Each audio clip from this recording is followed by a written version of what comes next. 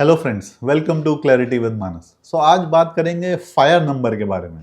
तो क्या आप जानना चाहते हैं कि आप अपना एग्जैक्ट फायर नंबर कैसे निकाल सकते हैं? इन्फ्लेशन का बेस्ट अजम्पशन आपको क्या लेना चाहिए? आपके जो करंट एक्सपेंसेस अगर आप 30-40 साल के हैं, तो 60 ईयर्स में कितने आपके एक्सपेंसेस हो जाएंगे मंथली, उसको बेस्ट एस्टिमेट करने का तरीका क्या है? और कौन सा ऐसा नंबर निकल के आएगा जिसके बाद आप आराम से रिटायर कर सकते हैं और आपको काम करने की जरूरत नहीं है? इसका बेस्ट फॉर्मूला क्या हो सकता है? क्या आप ये जानना चाहते हैं? अगर आप ये सब जानना चाहते हैं तो ये वीडियो आपके लिए नहीं है, क्योंकि आज मैं आपको ये बताना चाहता हूँ कि जो फायर नंबर है, इसको जो कैलकुलेशन करने के पीछे जो इतने हज़ार वीडियोस बने हुए हैं और पिछले 1-2-3 साल से जो बहुत ज़्यादा फैड चला हुआ है कि आपका फायर नंबर कितना है, और अब तो कंपनीज़ ने ऐड भी चलाने शुरू कर दिए हैं इसके ऊपर, जो फाइनेंशियल की काफ़ी कंपनीज़ हैं। ये why it's a whole calculation is a sort of a mirage and it's a myth, और इसके पीछे आपको नहीं भागना चाहिए और इसकी जगह आपको क्या करना चाहिए, ये आज के वीडियो में मैं आपको बताना चाहता हूँ। तो देखिए, अगर आप यूट्यूब खोलेंगे आपको 2000 वीडियोस मिल जाएंगे फायर नंबर के बारे में, कैसे इसको कैलकुलेट करना चाहिए, आपको इन्फ्लेशन कितना लेना चाहिए, इन्फ्लेशन एडजस्टेड रिटर्न्स कितने लेने चाहिए, स्टॉक मार्केट म्यूचुअल फंड से कितना रिटर्न्स एक्सपेक्ट करने चाहिए, या फिर और कोई लोग कैलकुलेट करके कोई 4 करोड़, 5 करोड़, कोई 8-10 करोड़ निकाल देंगे आपका फायर नंबर। इनफैक्ट आजकल तो एक कुछ दिन पहले ट्विटर पे चला था, वो 50 करोड़ तक ले गया था फायर के नंबर को। या कोई इसको आपका जो टोटल कॉर्पस है, मंथली एक्सपेंसेस उसके कितने परसेंट हो जाएंगे, उसके रूल के हिसाब से बताएगा। 4% रूल है जो एक यूएस में चलता था, एक बुक भी आई थिंक इसके ऊपर। कोई बोलेगा इंडिया में 3% होना चाहिए, इंडिया में रिटर्न्स ज़्यादा मिल जाते हैं या कम मिल जाते हैं। काफ़ी इस तरीके के हज़ार कैलकुलेशंस मिल जाएंगी। तो मैं पहले एक तो ये बताना चाहता हूँ कि इन कैलकुलेशंस में क्या बेसिक फ्लॉ हैं, और सेकंड पार्ट ये है कि आपको इसकी जगह किस चीज़ पे फोकस करना चाहिए लाइफ में। तो देखिए, पहली तो बात ये है कि आप कोई भी फायर कैलकुलेशंस करेंगे तो ये आपकी पूरी लाइफ के को स्पैन आउट करके क्या एक्सपेंसेस होंगे, क्या फ्यूचर में आप क्या करना चाहते हैं, वो सब कैलकुलेट करने की कोशिश करेंगे कि आज से 20 साल बाद आपके मंथली एक्सपेंसेस कितने होंगे, आपको अपने इन्वेस्टमेंट्स पे रिटर्न कितना मिलेगा अगले 30-40 साल तक, जो आपने कॉर्पस इकट्ठा कर लिया उसके 2-3 अजम्पशंस लेंगे, 8%, 10%, 12%।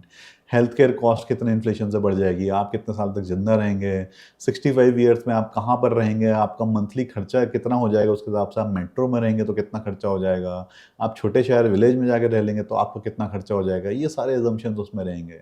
और साथ में आप बच्चे की शादी में कितना खर्चा करेंगे, बच्चे की एजुकेशन में कितना खर्चा करेंगे, हो सकता है कुछ लार्ज आपको 60-70 की एज में खर्चे करने हो बड़े बड़े, वो क्या बड़े बड़े खर्चे होंगे, वो आपसे बोलेंगे कि राइट डाउन कर लो, और ये सारे बहुत सारे 10-20-50 एजम्पशंस लेंगे। फिर इन सारे एजम्पशंस के बेस पे कोई एक नंबर निकाल देंगे, कोई एक रेंज निकाल देंगे, और फिर आप अगले 10 साल तक चेज करते रहेंगे कैसे मैं उस नंबर तक पहुंच जाऊं। अगर 4 करोड़ है, 5 करोड़ है, 6 करोड़ है, कैसे मेरे पास इतना बड़ा कॉर्पस हो जाए, उसके बाद मैं आराम से रिटायर करूँ और मुझे कुछ काम करने की जरूरत ना पड़े। इस नंबर को आप चेज करते रहेंगे।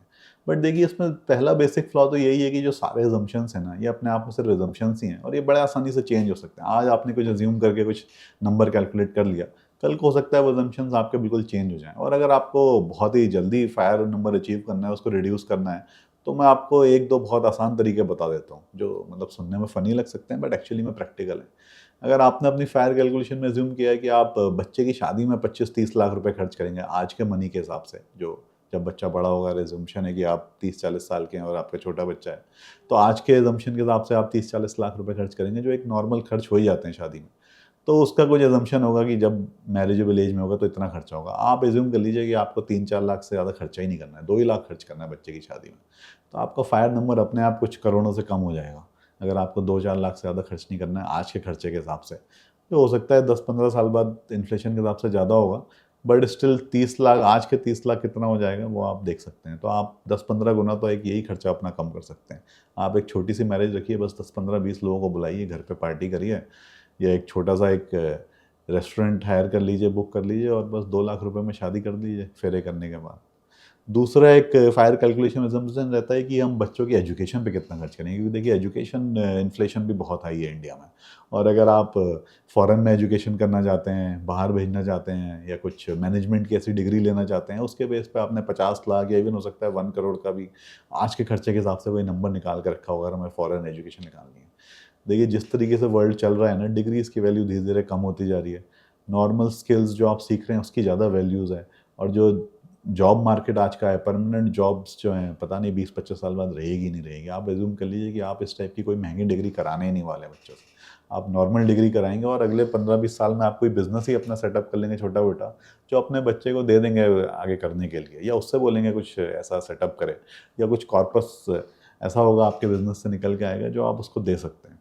तो अगर आप ये 2 असम्पशन्स ही डाल देंगे तो ही हो सकता है आपका फायर नंबर काफ़ी ज़्यादा चेंज हो जाए। अब देखिए ये 2 एग्जांपल्स मैंने आपको जस्ट समझाने के लिए दिए हैं कि ये जो फायर की कैलकुलेशन है ये कितनी जल्दी चेंज हो सकती है। जो आपने इसमें असम्पशन्स लिए हैं आप कितनी आसानी से इनको चेंज कर सकते हैं।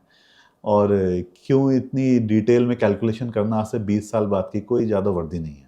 और देखिए इसमें सबसे बड़ा प्रॉब्लम क्या है कि जो एक असम्पशन हम लेते हैं कि आज से 20 से 30 साल बाद हम अपनी लाइफ में क्या कर रहे होंगे, हमारे क्या एस्पिरेशंस होंगे, क्या हम खर्चे करना चाहते हैं, उस सम को हम आज ही एस्टिमेट कर लें। ये अपने आप में एक बहुत बड़ी जो है गलती है या फैलेसी है कि हम कुछ सोच लें आज की, आज से 30 साल बाद हम क्या करना चाह रहे होंगे, कितना हमारा मन करेगा घूमने का या नहीं करेगा, कहाँ हम रहना चाह रहे होंगे, वो हम आज ही कैलकुलेट कर लें और इसी के हिसाब से अपना कुछ एक नंबर कैलकुलेट कर लें। इसका एक बहुत ही मैं प्रैक्टिकल और रियल एग्जांपल आपको देना चाहता हूँ जो आई श्योर आप सबने देखा होगा, और अगर आपको एग्जांपल पसंद आए तो प्लीज़ नीचे कमेंट बॉक्स में लिखिएगा और इस वीडियो को लाइक करिएगा। देखिए आज जो भी मेरा वीडियो लोग देख रहे हैं जनरली 30 ईयर्स, 35, 40, 45 ईयर्स का एज ग्रुप है जो मोस्टली मेरा वीडियोस देखता है। तो आप अपने पेरेंट्स को देखिए जिनकी एज हो सकता है 60, 65, 70, 75 हो चुकी होगी। मोस्टली हो सकता है वो लोग रिटायर हो चुके हैं अपनी जॉब से, और अगर उन्होंने ठीक ठाक किया होगा, थोड़ी बहुत सेविंग्स होगी, तो आज के टाइम में हो सकता है वो काफ़ी घूमने फिरने जा रहा हूँ। आजकल रिलीजियस टूरिज़्म बहुत चल गया है। पेरेंट्स अपना ग्रुप बना के घूमने जाते हैं, या तो रिलीजियस प्लेसेस पे मथुरा, वृंदावन, या फिर हो सकता है साउथ में घूमने जाते हो। हो सकता है ऐसी जगह घूमने जाते हो जहाँ वो कभी घूमने गए ही ना हो, फ्लाइट में बैठ के जाते हो, और अगर ठीक-ठाक कर रहे होंगे, हो सकता है आप भी उनका थोड़ा फाइनेंशियल सपोर्ट कर रहे हो इस घूमने-घामने में, तो वो फॉरेन ट्रिप्स पे भी जा रहे होंगे। और आजकल बहुत सारे ऐसे लोग भी हैं जो ओल्ड एज पीपल को या सीनियर सिटीज़न को, not exactly very old age but 60-70 ऐसे सीनियर सिटीज़न का ग्रुप बना के उनको घुमाने ले जाते हैं। अच्छा खासा खर्चा होता है इसमें। तो क्या आपके जो पेरेंट्स आज हैं, उन्होंने आज से 30 साल पहले जब आप पैदा हुए होंगे, या आप बहुत छोटे थे, या उन्होंने अपना जॉब करना शुरू किया होगा अपनी 30 इयर्स की एज में, क्या उन्होंने कभी सोचा होगा कि हम रिटायरमेंट के बाद इतनी फॉरेन ट्रिप्स लेंगे, प्लेन में बैठेंगे? क्योंकि अगर आप एक नॉर्मल मिडिल क्लास से आते हैं तो आज से 30 साल पहले कोई सोच भी नहीं सकता था कि हम नॉर्मली प्लेन में इतना उड़ेंगे और फॉरेन ट्रिप्स पे जाएँगे, या हर दूसरे महीने में घूमने निकल जाएँगे। तो आज जो उनके ये खर्चे हो रहे हैं, ये हो सकता है थोड़े उनके रिटायरमेंट कॉर्पस से फंड हो रहे हैं, और थोड़े आपके जो उनको सपोर्ट कर रहे हैं उसकी वजह से फंड हो रहे हों। बट आई एम श्योर कि आज से 30-40 साल पहले कभी उन्होंने सोचा नहीं होगा कि हम रिटायरमेंट के बाद ये सब करेंगे, या हमें ये सब करने की अपॉर्च्युनिटीज़ भी मिलेंगी, ये सारी जगहों पे हम इतना घूम पाएँगे। हर दूसरे-तीसरे महीने में एक ये एरोप्लेन की ट्रिप करेंगे, या साल में एक बार फॉरेन ट्रिप में घूमने जाएँगे। आई एम श्योर उन्होंने कभी भी नहीं सोचा होगा। तो आप सोच सकते हैं, आप सोच सकते हैं आज के टाइम पे कि आज से 30 साल बाद आप क्या कर रहे होंगे। हो सकता है तब तक स्पेस ट्रिप्स बहुत कॉमन हो जाएँ और हर 6 महीने में आपका स्पेस ट्रिप में घूमने का मन करे। या हो सकता है कि लाइफ में एक बार मून में जाने का सबका मन करने लगे आज से 30-40 साल बाद। या सबको एक रोबोट चाहिए हो, आई एम नॉट श्योर, कुछ भी हो सकता है आज से 30-40 बाद, और आपके खर्चे किसी भी तरीके के हो सकते हैं, आपके एस्पिरेशंस किसी भी तरीके के हो सकते हैं। और आज हो सकता है आप फिर भी अपने पेरेंट्स को सपोर्ट कर रहे हो, आई एम नॉट श्योर कि आज के जो बच्चे हैं वो कितने अपने पेरेंट्स को सपोर्ट कर पाएँगे। तो ये जो सारे एस्पिरेशंस हैं, ये आप किसी एक्सेल शीट में या किसी कैलकुलेशन से कभी एस्टिमेट नहीं कर सकते कि आज से 30 साल बाद आपका क्या मन करेगा, ह्यूमन सिविलाइजेशन कहाँ पर होगी, एक नॉर्मल खर्चे कैसे हो रहे होंगे, और आपका जो सोशल स्टेटा होगा, आप किस तरीके से खर्चा करने का मन करेंगे, या किस तरीके से घूमने का आपका मन करेगा, और कौन से एक्सपीरियंसेस पे आप खर्चा करने पड़ेंगे। ऐसे एक्सपीरियंसेस जो अभी तक पैदा ही नहीं हुए हैं, हो सकता है आज से 10-15 साल बाद कोई नया एक्सपीरियंस पैदा हो, तो क्या आपका मन नहीं करेगा आज से 30 साल बाद उस एक्सपीरियंस को लेने का और उस पे पैसे खर्च करने का? और क्या वो एक्सपीरियंस आज आप उस एक्सेल में डाल सकते हैं जो अभी तक पैदा ही नहीं हुआ है? और कई बार फायर नंबर में एक और भी फैंटेसी रहती है लोगों की कि हम तो रिटायरमेंट के बाद छोटे शहर या गाँव में जाके रहेंगे, वहाँ पे खेती-बाड़ी करेंगे, या कुछ ऐसा बहुत ही कंज़र्वेटिव तरीके से रहेंगे। बट ये भी देखिए एक फैंटेसी है, जो आज आप जब 40 साल के आप शहर में रह रहे हैं, आपको लगता है कि बहुत यहाँ पर हबड़-दबड़ है, बहुत ट्रैफ़िक है, तो रिटायरमेंट के बाद तो मैं कहीं शांति की जगह में जाके रहूँगा। जबकि फैक्ट ये है कि अगर आपने इतने साल ऐसी जगह में रह लिए, तो आप वहाँ पर रिटायरमेंट के बाद ऐसी शांति की जगह में रह भी नहीं पाएँगे आसानी से। क्या वहाँ पर ओल्ड एज के हिसाब से मेडिकल फैसिलिटीज़ होंगी? क्या आपके बच्चे वहाँ पर आस-पास होंगे जिनसे आप मिल सकें, या आप अपने ग्रैंड चिल्ड्रन से अगर मिलना चाहेंगे कभी उनसे मिल पाएँगे? या आपके फ्रेंड्स, फैमिली आस-पास रहेंगे?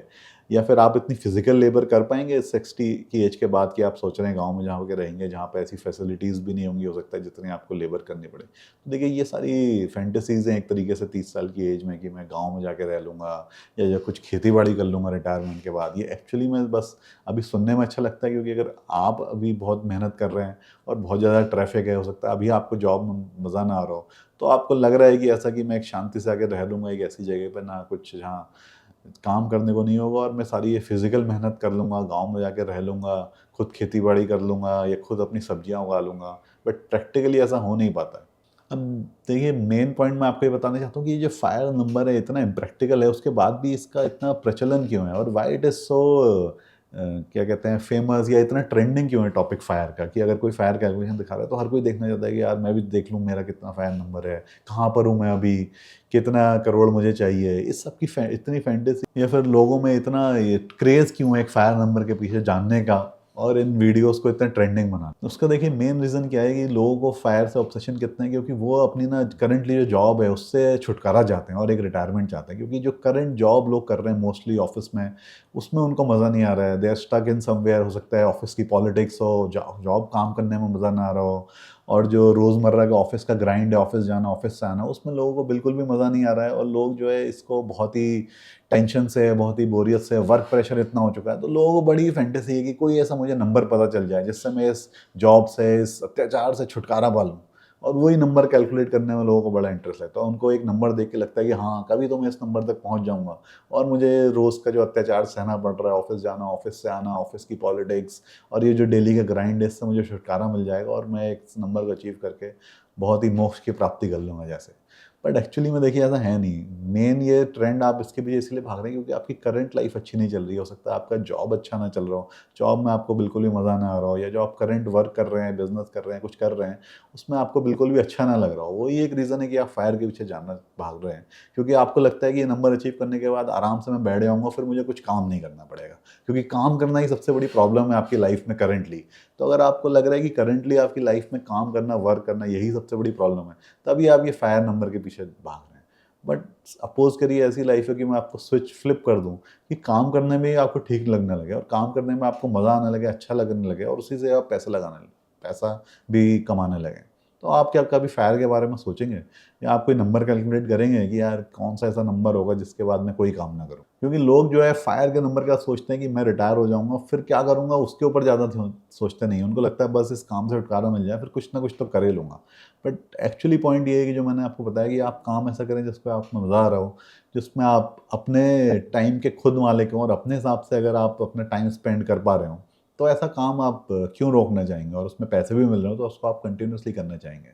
जैसे कि मैं अगर कुछ एग्जांपल्स दूं आपने, क्या कोई लॉयर जो इंडिपेंडेंट लॉयर है, अच्छा लॉयर है, हो सकता है हाई कोर्ट, सुप्रीम कोर्ट में प्रैक्टिस करता हो, अच्छे केसेस हो, तो क्या कभी उसको आपने रिटायरमेंट फायर के बारे में सुना है? वो अपना 70 80 90 साल तक, जब तक उसके अंदर जान है और उसका दिमाग चल रहा है, कोर्ट में जाके केस आर्ग्यू करता रहेगा या कुछ और लीगल सलाह देगा लोगों को और पैसे कमाता रहेगा। तो देखिए यहीं से पॉइंट आता है कि एक्चुअली में आपको क्या करना है फायर की जगह। आपको ऐसा फायर के किसी नंबर या उसकी तरफ नहीं भागना है, और ज़्यादा आप भाग रहे हैं अगर, तो उसका रीज़न यही है कि जो करंट आप वर्क कर रहे हैं वो आपकी ज़िंदगी का करंटली सबसे बड़ा प्रॉब्लम बना हुआ है कि वर्क करने में आपको बिल्कुल भी अच्छा नहीं करना है। इसकी जगह आपको क्या करना है, आपको कोई ऐसी स्किल्स डेवलप करनी है, ऐसे कोई एवेन्यूज़ ढूँढने हैं जिसकी वजह से आप जो है लाइफ लॉन्ग पैसे कमा सकें। अगर आप अपनी करंट जॉब से रिटायरमेंट भी हो जाए जब आपका 58 60 में, उसके बाद भी आपके पास अगर अर्निंग कैपेसिटी हो, अर्निंग एवेन्यूज़ हों, ऐसे कुछ आप काम करें, कुछ ऐसे एसेट्स क्रिएट करें कि आप लाइफ लॉन्ग इनकम कमाते रहें। अब हो सकता है आप लॉयर तो नहीं बन सकते इस एज पे, बट आप किसी और तरीके से कंसल्टेंसी कर सकते हैं। जो स्किल आप डेवलप कर रहे हैं अपने जॉब में, क्या उसी को किसी कंसल्टेंसी में कन्वर्ट कर सकते हैं आफ्टर रिटायरमेंट? उससे रिलेटेड कोई छोटा मोटा बिजनेस कर सकते हैं क्या? क्योंकि देखिए एंटरप्रेन्योर बहुत बड़ा बनना तो एक मुश्किल काम है, बट आई एम श्योर कि as a gig economy, as a single person entrepreneurship, जिसको सिंगल प्रेन्योरशिप करके कुछ वर्ड भी आजकल आ गया है, कुछ ऐसी कंसल्टेंसी, कुछ ऐसा वर्क जो आप अपने टाइम में कर सकें, अपनी सहूलियत के हिसाब से कर सकें और अपने स्किल के बेस पे कर सकें, ऐसा आपको ढूंढना है। और ऐसा काम होए जो आप लाइफ लॉन्ग करें और आप लाइफ लॉन्ग पैसे कमाते रहें। फिर आपको किसी फायर नंबर की ज़रूरत नहीं है। सोचिए अगर आप अपनी जॉब्स छोड़ के कोई ऐसा काम करने लगे जॉब खत्म होने के बाद 60 साल की एज में, जहाँ आपको जॉब से भी ज़्यादा पैसे कमाने लगे, तो क्या आपको किसी फायर नंबर की ज़रूरत है या किसी 8-10 करोड़ के कॉर्पस की ज़रूरत है कि यार मेरा ये 8 करोड़ पैसा हो गया, अब मैं उसी को देखता रहूँ दिन भर, ये बढ़ रहा है, नहीं बढ़ रहा है, शेयर मार्केट में क्या हो रहा है, क्योंकि मेरे पास एक्स्ट्रा इनकम तो कहीं से आ नहीं रही है। उसकी जगह अगर आप ऐसी स्किल्स डेवलप करें कि जॉब खत्म होने के बाद भी आप पैसा कमाते रहें, कुछ ऐसे एसेट जनरेट करें जो आपको कैश फ्लो देता रहे रिटायरमेंट के बाद भी, तो आपको क्या चिंता होगी ऐसे फायर नंबर की, यार 8 करोड़ हो रहा है कि 10 करोड़ हो रहा है। उसके बाद हो सकता है कि आप 10 की जगह 6 ही कमाएँ, तो भी आपका काम चल जाए, क्योंकि आपको अपनी स्किल्स पे, अपनी एबिलिटीज़ पे भरोसा है कि आप लाइफ लॉन्ग इनकम जनरेट कर सकते हैं, पैसे कमा सकते हैं। तो यही मैं आपको बताना चाह रहा हूँ आज के वीडियो में कि आपको जो है ना फायर के किसी नंबर के कैलकुलेशन के पीछे ऑब्सेशन नहीं होना है। आपको लाइफ में ये ट्राई करना है कि आप जो करंट जॉब कर रहे हैं उसके अलावा भी अपनी कौन सी स्किल्स ऐड कर सकते हैं, ताकि जब आपका जॉब से रिटायरमेंट हो जाए, थैंक यू हो जाए, जो वैसे तो 58-60 की एज में होता है, बट आजकल जल्दी भी हो जा रहा है, क्योंकि कंपनीज भी कई बार फायर कर दे रही है। एआई का जैसे कि ट्रेंड आजकल चल रहा है। परमानेंट जॉब्स जो हैं वो लैंडस्केप वैसे भी कई साल, कुछ सालों में चेंज हो जाएगा। हो सकता है परमानेंट जॉब की रिक्वायरमेंट भी बहुत कम हो जाए, सब लोग किसी कॉन्ट्रैक्ट पे या प्रोजेक्ट के लेवल पे ही काम करें। तो आपको अपनी स्किल्स बढ़ाने के ऊपर, अपना कुछ और स्किल्स एक्वायर करने के ऊपर ऐसे काम करने हैं कि आप अगर जॉब या आपके पास ना भी हो या आप जॉब से रिटायर हो जाएँ, उसके बाद भी आपकी इनकम चलती रहे। आप लोगों को कुछ ज्ञान बाँट सकें ऐसा, जिससे आपको लोग पैसा देने को तैयार हों। तो ये स्किल्स आपको एक्वायर करनी है कि लाइफ लॉन्ग आपके पास इनकम रहे। तो अगर आप ज़िंदगी भर कमाते रहेंगे 70, 80, 90 साल तक, तो फिर आपको किसी फायर नंबर की, किसी जो है कॉर्पस की ऐसी कोई रिक्वायरमेंट नहीं है। ऑब्वियसली एक सेविंग्स होनी चाहिए, एक इमरजेंसी फंड होना चाहिए और एक लमसम सेविंग्स एक होनी चाहिए। बट मैं वैसे कह रहा हूँ कि आपको इस ऑब्सेशन ऑफ कैलकुलेशन के पीछे फिर आपको नहीं जाना होगा। आपको दूसरी तरफ फोकस करना होगा पैसे कमाने के ऊपर, कि मैं ज़्यादा पैसे कमाऊँ और उस पैसे कमाने से ही अपने खर्चे कमाता रहूँ। क्योंकि देखिए जितना भी इन्फ्लेशन हो जाएगा फ्यूचर में, वो इकोनॉमी की ग्रोथ पे डिपेंड करेगा। जितनी इकोनॉमी ग्रोथ होगी उसी हिसाब से इन्फ्लेशन होगा। तो अगर आप कुछ काम कर रहे होंगे इस इकोनॉमी में, किसी तरीके से पैसे कमा रहे होंगे, if you are part of this economy, तो आपकी इनकम भी उसी रेट से बढ़ेगी जिस रेट से इन्फ्लेशन बढ़ेगा। अगर मान लीजिए तेज हो गया इन्फ्लेशन, तो आपकी इनकम भी तेज़ी से बढ़ेगी, और अगर इनकम इन्फ्लेशन कम रहा तो आपकी इनकम भी कम बढ़ेगी, क्योंकि इकोनॉमी की ग्रोथ कम होगी। तो आप हमेशा अगर कुछ कंटिन्यूस पैसे कमा रहे हैं तो आप इन्फ्लेशन से भी हमेशा हेज्ड रहेंगे, क्योंकि you will always be part of the economy. आप इकोनॉमिक साइकिल का पार्ट रहेंगे पैसे कमाते हो। अगर आप सिर्फ सेविंग्स कर रहे होंगे तो वो सेविंग्स कई बार इकोनॉमी से पीछे रह जाती हैं, और सेविंग से मिलने वाले रिटर्न्स भी हो सकता है इकोनॉमी से लैग में रहें। बट अगर आप खुद पैसे कमा रहे होंगे तो आपको इन्फ्लेशन की भी चिंता नहीं होगी, और इस फायर नंबर के मिराज के पीछे भी नहीं जाएंगे। तो देखिए, मैं फाइनेंशियल इंडिपेंडेंस के खिलाफ नहीं बोल रहा हूँ इस वीडियो में। फाइनेंशियल इंडिपेंडेंस ऑब्वियसली आपके पास होनी चाहिए, बट ट्रू फाइनेंशियल इंडिपेंडेंस तभी आएगी जब आपके कुछ कैश फ्लोज हो जाएं, आपकी कुछ इनकम हो जाए जॉब के अलावा, अगर आप जॉब से एग्जिट चाहते हैं। क्योंकि किसी एक नंबर से आपको ट्रू फाइनेंशियल इंडिपेंडेंस नहीं मिल सकती है, कोई कॉर्पस इकट्ठा करके कि आप ऐसे कुछ 20 साल की एसआईपी कर लें, उससे कुछ कॉर्पस इकट्ठा कर लें।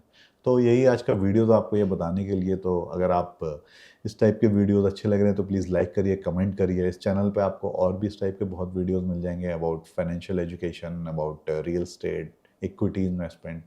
और अगर आप इस जर्नी पे आगे कंटिन्यू रहना चाहते हैं तो इस प्लीज़ चैनल को फॉलो करिए। आपको ऐसे और भी आगे वीडियोस मिलेंगे, सेमिनार्स भी आगे मैं करूँगा कुछ यूट्यूब लाइव, जिसमें आपको और इस कंसेप्ट पे, इस ऑल्टरनेटिव कैश फ्लोज पे, ऑल्टरनेटिव इनकम पे आप क्या कर सकते हैं। मेरा व्हाट्सएप नंबर स्क्रीन पर है। आपके कुछ क्वेरीज हैं, कुछ क्वेश्चंस हैं, कुछ आप पर्सनल रिकमेंडेशंस चाहते हैं तो आप कॉन्टैक्ट कर सकते हैं इस नंबर पे। Thank you very much, that's all for today.